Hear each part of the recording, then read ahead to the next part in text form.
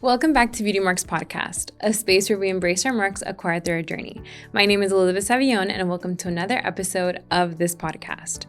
On this episode today, I am very excited because I am here at Hi Hello Labs in downtown Orlando, and you can reach out to them for any production, studio, event production needs as well. And their team is amazing. Had coffee for me in the morning, had a whole setup here, and it's just very hospitable. So also, if you haven't already, make sure to subscribe to this podcast and leave a review. All of that helps us to grow this podcast and the community, and what you think about the podcast and what you would love to hear more about.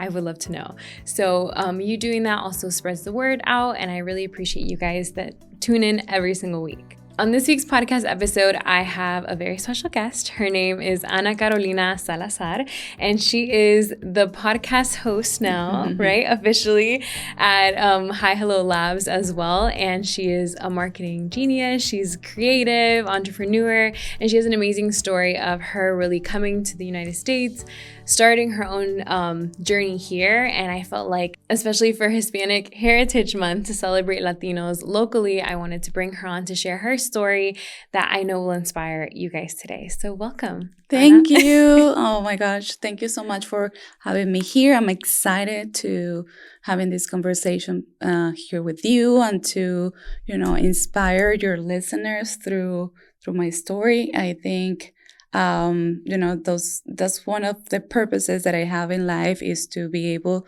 to leave a mark, even if we can just inspire one person. I think I'm doing the right thing. Definitely. For me, growing up and listening to people that either look like me, that came from my same town, that went through certain things, you're like, okay, if she did it, I can do it. So I feel like that's what I love about hearing people's stories, because it really does inspire us to dream bigger than we. Definitely. Yeah. So for you, what are you passionate about? Oh my gosh. I'm passionate about what do you love? way too many things. I am a very passionate person. But I will tell you something that drives me to keep going is helping people. I love helping people and volunteering. People say, Anna, how do you do it? You have a business, but then you're everywhere. But I think, and we were talking about this, I think the power of collaboration is huge. And, also when you're volunteering, you are impacting someone's life, a family's life, your community, so I'm very, very passionate about that, giving back and being, a change maker in our community. Yeah. And you definitely are. I went to your Hablamos Spanglish party, and it was so nice to celebrate you, but also to see what you've accomplished in the past few years. And it is very inspiring, because as a Latina business owner, how would you have imagined yourself growing up that you would be here? No, definitely. I never thought that I will be an entrepreneur or business owner. This came with time. Usually, when you think about, and I was reading, I'm in the middle of moving, so I saw something that I made, a project that I made in high school about what I thought what was I going to do, 5 years, career. 10 years, your future. Yeah. And I'm like, oh my gosh, this didn't happen. It was the usual, what you're, the culture. Corporate kind of thing? Or what did you see yourself doing? No, and it was more and I have my life plan now. I want to be a mom, and I want to be a successful, a corporate, those things. Yeah. And, life has a path for you, and, you have to embrace it. And for me, when, I started thinking about being an entrepreneur, it was when I worked at a nonprofit organization here in Orlando that is called Prospera. They help Hispanic entrepreneurs to start and expand their businesses. So I was doing their marketing, and I was doing the events, and when we were planning an event that is called Success Stories Luncheon at that time, I used to interview the entrepreneurs that had, a very successful business. They had been receiving help from Prospera. And I was like, interviewing them, and I would listen to their stories, and I was, wow, this is so amazing. They just come here to this country with their, suitcases full of dreams, and they started their own businesses. They're being successful. So that's when I was like, oh, if they did it, maybe I can do it. So, because that inspired you. That's exactly. Because is your family entrepreneurs as well? So I do have some family members, like my grandfather on my dad's side. I never got to meet him, but my dad is always telling me about, they used to have many, like they have a main business. It was like a grocery store, but it was huge, a huge grocery store in Venezuela. And so he will tell me all the stories. So I'm like, okay, maybe that's where, La Benita. Yeah, that's how it came for you. Exactly. I love that. And your family's from Venezuela. Yes. And so when did you move here, and like how was that adjusting for you? So I moved here when I was 15. I'm originally from Venezuela. I used to live with my mom over there and my sister. But unfortunately, my mom passed away when I was 15. So that's what, brought us here. My dad was already here in the U.S. Oh, wow. He had his wife, a baby at the time. So my sister and I came here. And we started a new life. It was like, it changed completely for us, right? We had an amazing childhood in Venezuela, my best memories, and also with my mom, my family, my friends. It was a hard time because, teenagers, and we lost our mom. We came here, new family, new culture, new language, new everything. But the beginning was challenging, adapting to all of that at the same time. It took a while, but very, very grateful for all the opportunities and the support of like my dad's friends, our friends, the community. It was huge, and we find our ways to cope with everything and to find a place here in Orlando. Going through so many changes, I didn't adapt to the culture at first. I will go like with my Venezuelan friends or my Latino friends, Colombians, Puerto Ricans at the time. There was a huge wave that came from Venezuela, of people that came from Venezuela. So that was good from one, point of view, but also it made me stay on my comfort zone. Okay. Like I will only speak Spanish, and I felt comfortable that way. Because you're like around them all the time and all of that. Well, first, I'm sorry that you lost your mom at such a young age. I can't even imagine that, but I'm sorry that you had so many things back to back. It's like those are pivotal years in our life that it's like, also with the language. And were you when you came here, I know that they have classes like ESOL and all of that. English as a second language. English as because I played soccer in high school. So it was like all my friends. Your friends, of course. All my friends, like all the Latinos together. But how I was raised in Oklahoma, that was a little different because there was a lot of Americans. So over there, I actually lost speaking Spanish because I wasn't around so many Latinos. Until I came back here in high school, that's when it's like everybody is, or like people look at you even if they don't even ask you. It's like they just speak to you in Spanish, so I get that. And it's like finding your people that you feel like you fit in, and I think that's what we're all looking for at that age especially. So how were you able then to kind of get comfortable? Like, are there classes that you took, or like what did you do to kind of branch out a little bit? It wasn't until I started college. Okay. Right? So I went to UCF, go Knights. Yes. So I did advertising and public relations, right? Nice. So Yeah. it was they were small classes for the those. Nicholson School? Yeah, Nicholson School. That's where I went too. Oh, there you go. Yes. So I met most of my classmates were Americans. And then, but I believe I was the only Latina there, or at least the one that had the thickest accent, right? So, but I discovered like you have to, I tried to make friends, and I remember I was afraid to give him presentations, right? So, but my professors would tell me, you know what? You're doing an amazing job. They will push me you were the best at this presentation. Keep going. They will help me with that. But then I went back to my comfort zone. I was looking for a job in media, and then I had my first work experience was with a Venezuelan-owned company. Okay. Right? So because it wasn't at that time it was hard to find a job. That's when, we had the the crisis. The economic crisis here.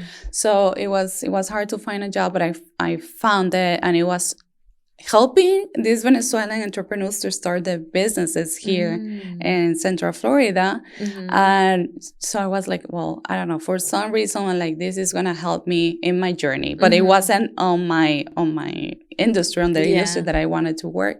So, but I was like, everything happens for a reason. I was there for a year, and then I went to work at Univision. So at Univision, I was doing sales and marketing and promotions. I will do a little bit of everything. And but I will stay, and I stay with my Hispanics and Prospera with Hispanics. Yeah. So it wasn't until I really started the company when I realized Anna, to grow, you have to get out of your comfort zone.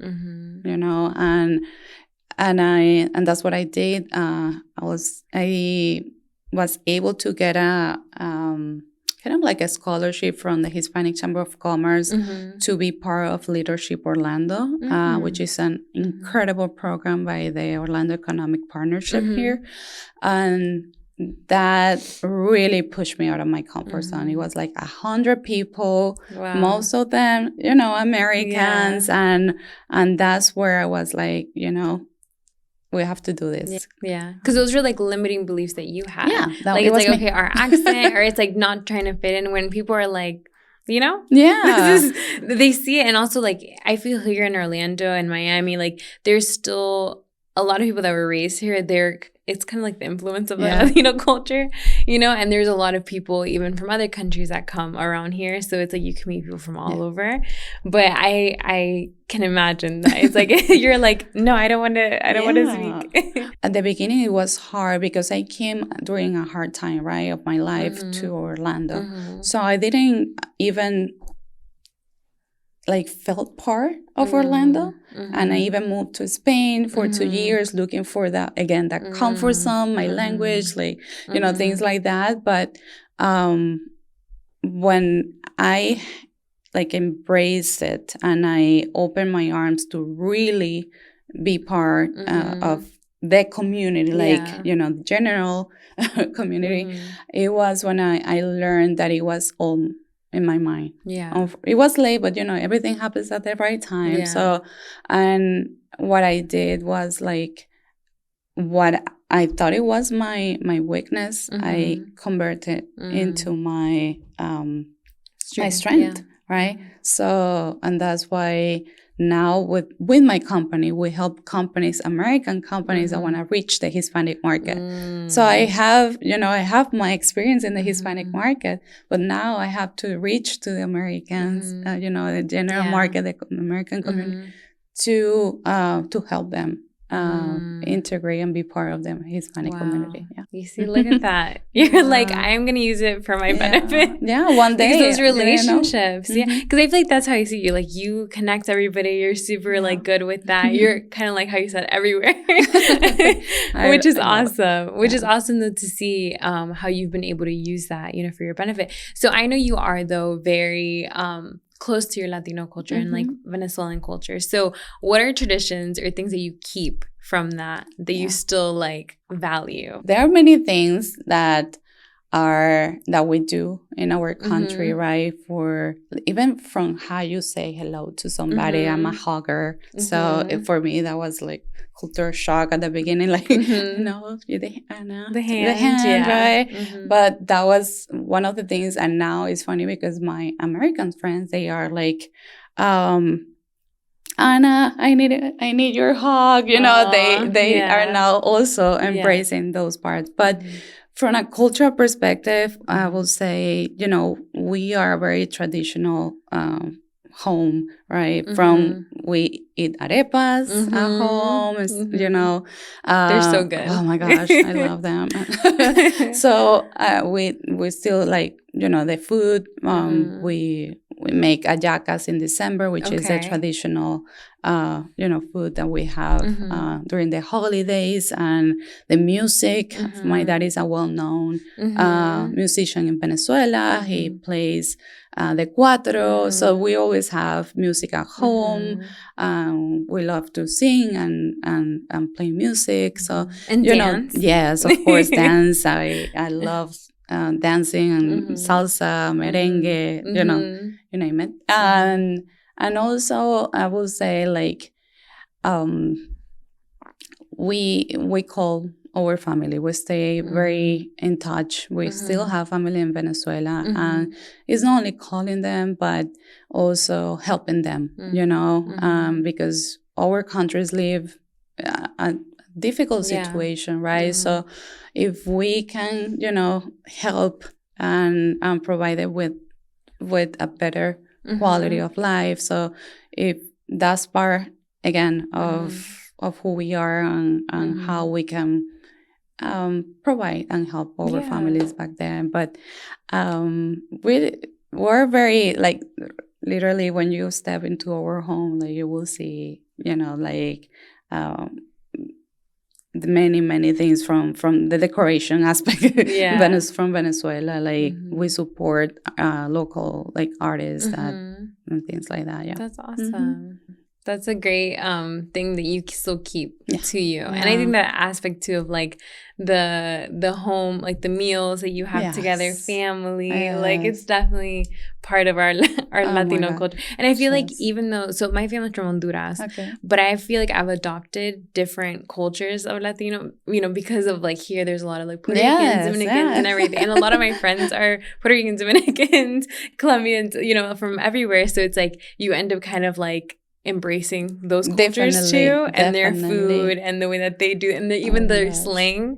Like I can be around different groups, and it's like no matter what, I'm like, okay, like I know how to like pick up the slang. Yeah, definitely. You know? Oh my gosh! In December, for example, we say we cannot, since we're music lovers, and we went to Puerto Rico one time in December, and La Trulla, you know, which is their music, and we love to play their music in December. We say December without La Trulla Express. That's not, you know, December. I love that. And O Las Velitas from Colombia. So all those things we embrace a little bit. Also, we keep our traditions, but we also embrace from others. Yeah. Definitely. And so now that you're in your business venture, so you started your business in, like, can you tell us a little bit about your journey? I used to work at Prospera, right? And then I quit. One day I quit, and I took my savings from all my savings out, and I decided to go to Spain, to Barcelona, to do a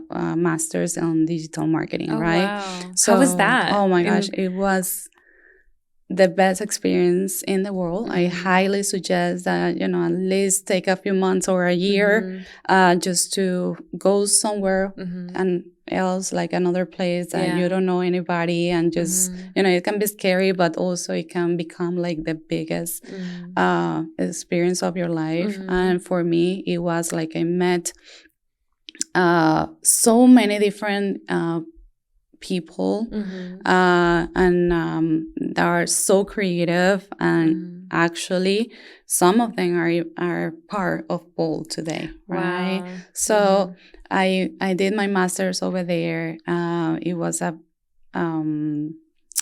2-year experience, and I wanted to stay. I wanted to stay in Barcelona. That sounds like a good option. Oh my god! So it's like it was my dream at that time, but I couldn't find. I was looking for a remote job, and there wasn't. So, it wasn't as common as it is today. Of course. So I was like, okay, if there is an opportunity, I'm gonna create it. So I came back. I know, like, the community was waiting to see what Ana Carolina was going to do, and I started as a consultant, a digital marketing consultant. So I got like friends that needed to do website, or even Prospera hired me like to do some consulting work. So I started like that, and it was because of my clients that helped me, grow the company. And now we are a team of 19. Wow.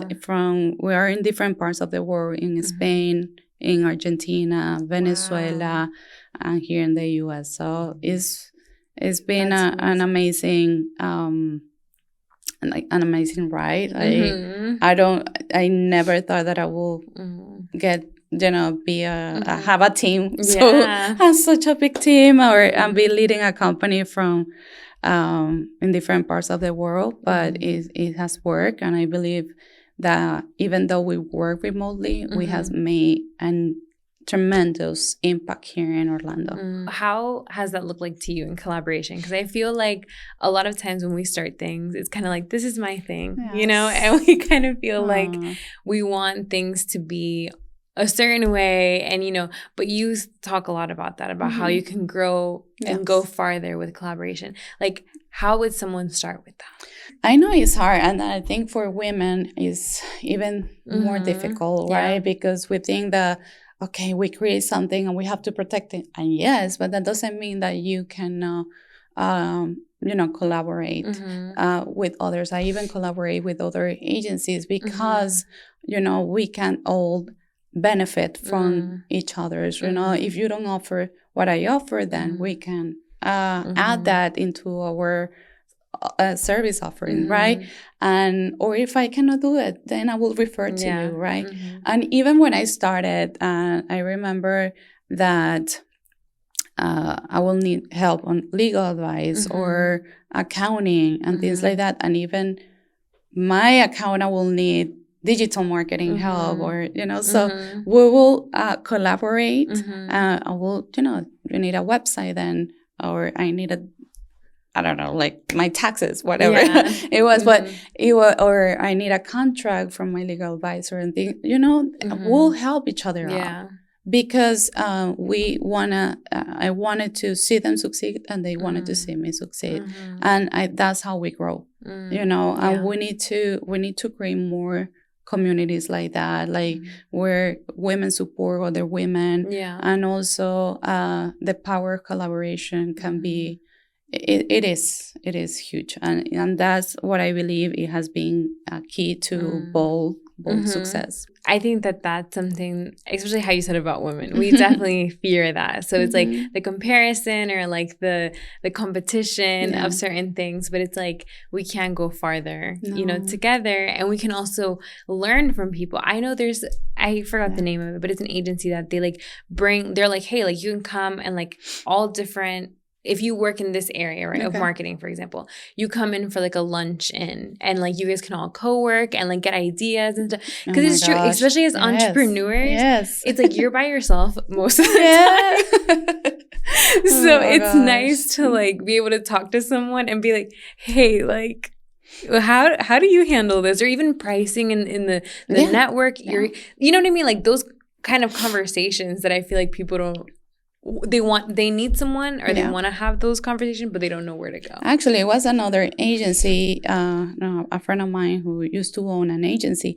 He will be like, you're charging too low for this, right? And he will help me. Like, how many hours do you dedicate to this and to this? And he will help me and put a price on the services, or because it's a great way. You can do benchmarking, or you can use it to your advantage too. Because sometimes also with Latinas or women-owned businesses, we don't see our value, right? Yeah, we undercharge. So no. Like, and it took me a while to see that, and now it's like, okay, this is my audience, right? And also do an analysis on the market. How much are the other agencies pricing, right? And you can, maybe to have a competitive advantage on that, but you can also damage the market if you charge very low, right? So, but those are things that you learn with time. But for me, if somebody, for example, writes to me on LinkedIn and says, Anna, I would like to meet you. I would like to be involved in the community. I will help that person. I love integrating people into the community, and also helping them. If I can just, maybe, it took me a while to understand many things, but if I can just reduce that time to somebody else, I will do it. Yeah. That's a blessing. Yeah. Good to know. So reach out to her and because she's the one to help you out and to be able to help you connect yourself in the community. And so I wanted you to share a little bit about how the things that you've walked through, because I know like we talked about the culture. Would you say that that's like the hardest thing that kind of shaped who you are today? For me, I remember when I came to the U.S., I was open to opportunity, right, to live here. But then I was like, I don't think I'm going to spend more than a year here. Yeah. Like, right. But, all the experience that you go through in life, it shape you, to who you are. And I think that we all have a purpose in life. And for me, just going through so many different things in life, and I realized that, when there is a purpose why I stay on my Hispanic community for so long. Maybe at that time it felt like a comfort zone, but now it helps me now with my business and even with my podcast. And with the podcast, for example, with Hablamos Spanglish, I decided to start that conversation because it was for me. I was looking into other immigrants' stories, like, that validation, like, Anna, it's okay, to feel like that. Or we all go through different experiences, and that's the beauty of it, right? And those stories from these different immigrants have helped me see that that's the value that we can provide to others, right? Yeah. My parents were the ones that moved here like in their 20s, and like I'm first generation here, and I can't fully understand the experience, but I know how hard and the expectations now being here. I feel like it's another perspective of like how my parents went through all of that, and they came here with nothing, and they made themselves like they're entrepreneurs now, and like they've been able to like, it's been such a blessing. I feel like the expectations for me is like, oh my God, I have to like do even more. Like, it's like, because I know how hard, like they share their stories and the sacrifice of them coming and, making a new way for us here. So I definitely, honor you and like all the stuff that you do, because it's a lot. And I know that even like Latina, I mean, like all of us Latinos, right? It's like we all look different. We have different things. And even because of me growing up, I've shared this on the podcast before, I also felt like I wasn't Latina enough because people would be like, well, you're like Americanized. So like you don't even fit in with the super Latinos because you're like, have a different culture. So then you're like, You know what? I am, okay? So, like, I agree with you with the Spanglish. I'm a Spanglish kind of girl. No, you have to come as a guest. I already told you that we have to yes, we have to plan. No, but yeah, but I definitely feel like the value of, like, things that we've experienced and, like, that shape us, you know, and, like, those hard times that we walk through. Because, like, all of that also leads us to, like, where we're going to be, you know? And so it's beautiful to hear how, like, the experience that you have, or even the jobs that you had, that you're like, how is this going to make sense? I know. Like, now you're able to help in that, you know? Mm-hmm. So do you have any last encouragement for anybody that wants to start, or kind of maybe is even also in that position of moving from another country here? We have to be careful to the stories we tell to ourselves, right? Our mind can be our worst enemy, and sometimes it can create stories that are not even happening, or even thinking like, I didn't apply for jobs, for example, because I was like, oh, who's gonna hire me? I will tell that to myself, like, because I couldn't express myself as a regular somebody, like learn English, but those were stories I told myself. And then I will say, just believe in yourself. Yeah, believe in yourself.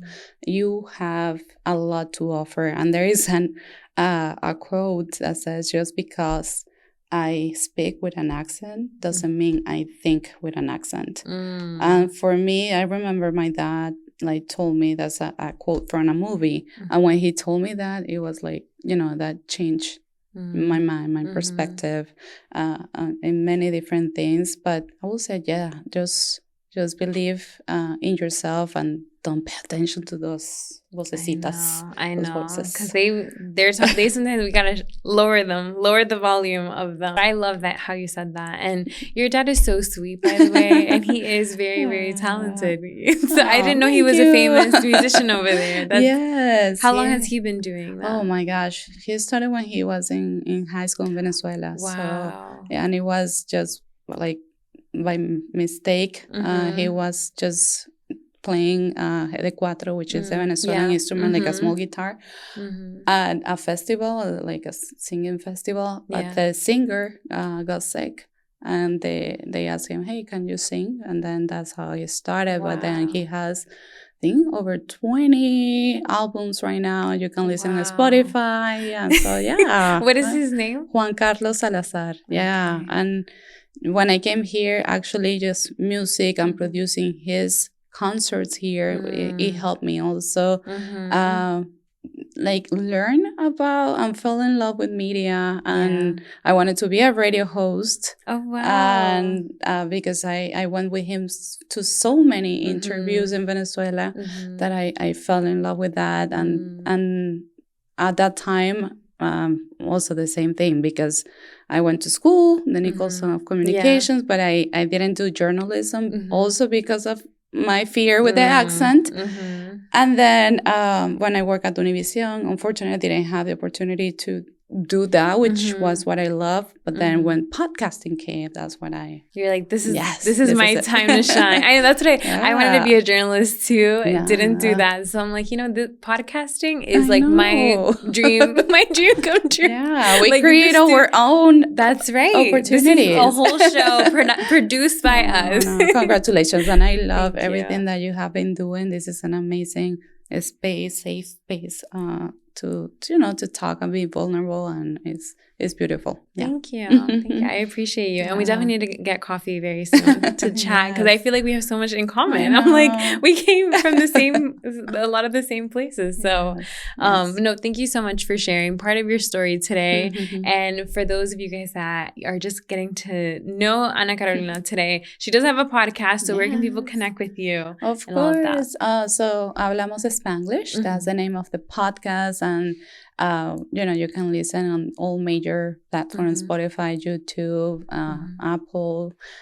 So it's a podcast made to inspire Latino immigrants here in the U.S.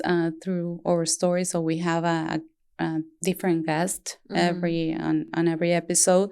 And this month we are celebrating, in a big way, even though for me, and that's why Hablamos Spanglish also exists, because we are all here all year long, not only 1 month. Yes. So that's kind of, my message. But also this month we are going to have different, like key leaders in the Hispanic market here in the US. So I'm very excited about that. And also we are interviewing Americans that have open opportunities to diversity and inclusion, which is a really important topic that we need to continue advocating for and speaking about, because our diverse community keeps growing, and we need to make a space and open the arms to that. That's right. Yeah. I love that. So you heard it here first. That she, of all her episodes, and I love the one, I've already listened to like a few, and I love your style, and it's super cute. You. Love your setup, your exclusive hi, hello setup. They just spoil me. I'm like, I need the yellow couch. Right over here. This is the best lighting. I love it. No, but thank you so much. And I enjoy this conversation. And for you guys, thank you for tuning into this week's podcast episode. Of course, like how she said, Latinos shouldn't be just celebrated 1 month. It's all year round. But just hearing an inspiring story, I hope it inspires you and encourages you to dream big, go after your dreams, and also not let the limitations that we put on ourselves stop us from going after those things. So I hope that you send this to a friend. Let us know what you enjoyed about this. Subscribe to this podcast, and I will see you guys next week.